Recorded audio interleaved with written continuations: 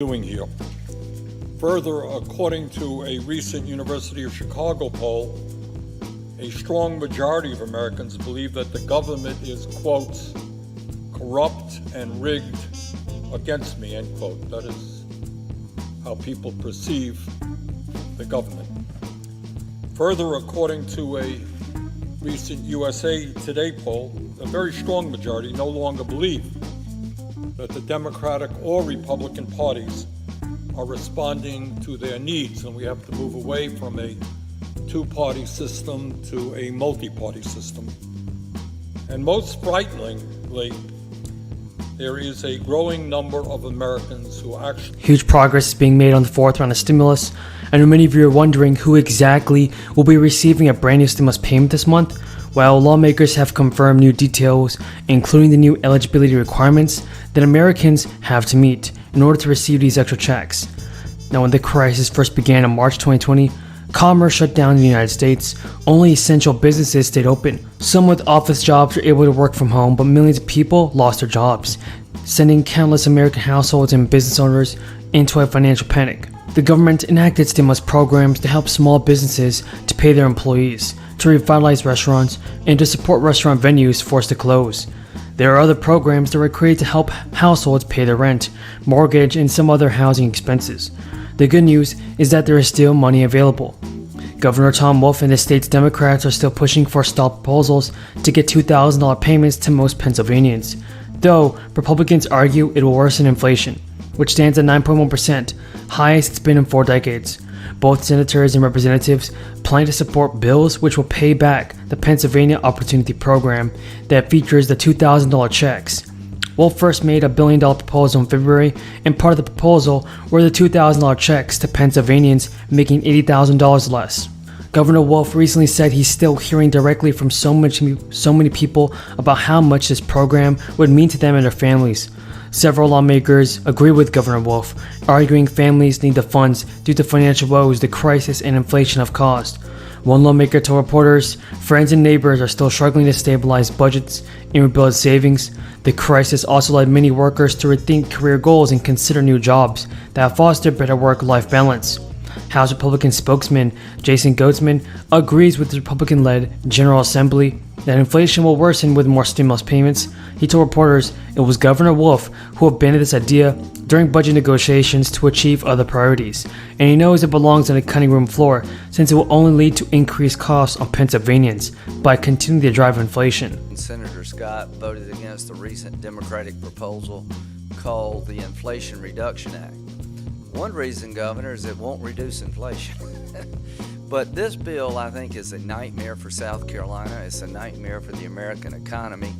And I could spend hours talking to you about it, but I won't. I'm going to talk about a couple provisions that I think are just tone deaf and ill-conceived. Believe it or not, this bill has a new gas tax. So I want to just suggest something, Governor. Go around the state and ask people, would you like a new gas tax? I think they'll say no. So what does this bill do? It imposes a new gas tax of 16.4 cents per barrel on all imported oil at a time that we're becoming more dependent on imported oil. Remember, the president went to Saudi Arabia urging them to produce more. So every barrel coming from overseas has a new tax on it. We're shutting down domestic production, so we're going to increase tax on imported oil is an ill-conceived idea. It also has a 16.4 cents per barrel tax on domestic crude refined in America, which means that American refineries, the costs will go up, will make us less competitive. This starts with pennies, it becomes dimes, and eventually dollars. So I'm adamantly opposed to any new gas taxes on the American consumer and the South Carolina driving public. The question is, does it reduce inflation? Penn Wharton Business School said they have low confidence that the legislation will have any impact on inflation. The Congressional Budget Office, that was Joe Manchin's Bible in the past, said that in 2022 there will be negligible. Dennis, Mr. Secretary, thank you very much for that introduction, but more importantly, as a lot of the senators here know, for me and my friend for a long time. And thank you for joining the administration. You know, when I was forming the administration, I knew Dennis could do any job in the administration. But he wanted to be Secretary of Veterans Affairs because it mattered so much to him.